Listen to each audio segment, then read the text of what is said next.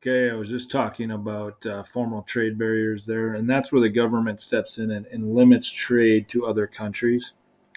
And most of the time, it's protect countries or businesses in its own country. So we have three formal trade barriers. You have a tariff, which is a tax. You read a lot about that in probably U.S. history when you learned about the Revolutionary War. Quota is we limit how much. It's a quantity, so you can only bring in maybe 5 million pounds of coffee from Colombia. Okay. Or if you're going to import a tariff, if you're going to import chocolate from France, you only can do 20 billion tons, something like that, and you tax it hard. And then embargo is a complete stoppage where we just don't trade with you at all. And usually we put these trade limits on a country when we're not happy with them. Like we have a formal trade barriers right now with China, quota and a tariff with different products there because we're not happy with the trade deal we have with them. Embargo, we have a complete stoppage with Cuba. That started from the days of John F. Kennedy. We've slowly started to lift some of those, but there still is an embargo there. You should know those. Okay. But most people in the country are trying to, or most countries in the world are trying to uh, promote world trade. You have NAFTA, North American Free Trade Agreement between the United States, United States, Canada, and Mexico. Sorry, that phone's ringing in the background.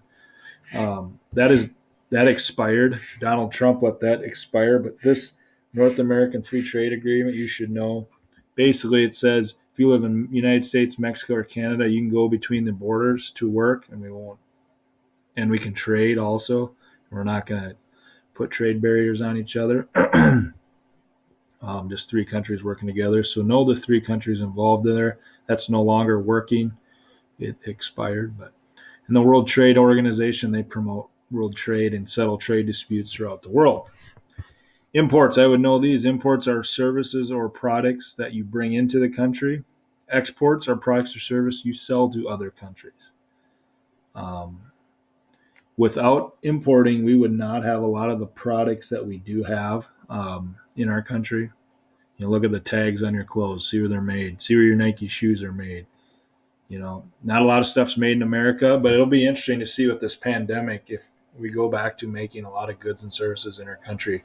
Our government's not real happy with China, so there might be a little friction there. Time will tell, but it'll be interesting.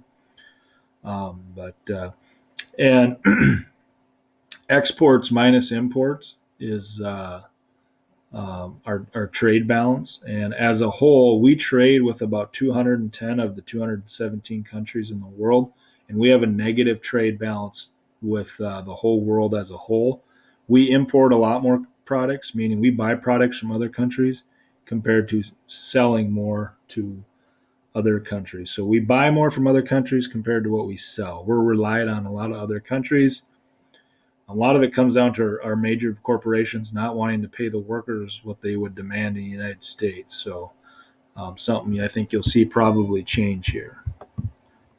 Exchange rate, um, just when you exchange one country's currency compared to another. So if I'm going to Mexico, I would exchange my dollar for Mexican pesos. Each country's money is worth a little bit different compared to the another country's. Read up on that. Okay. Some things that are going to influence a country's exchange rate compared to yours is what's their economy doing? Are prices going up or down? That'd be inflation. Is their government in debt? Their trade balance? And what's their government doing? Are they politically stable? I would try to stay out of countries that are unpolitically stable because things can change at a snap of the fingers. And it'll be interesting with all this pandemic to see how travel will change internationally. Okay, so I'll stop that there.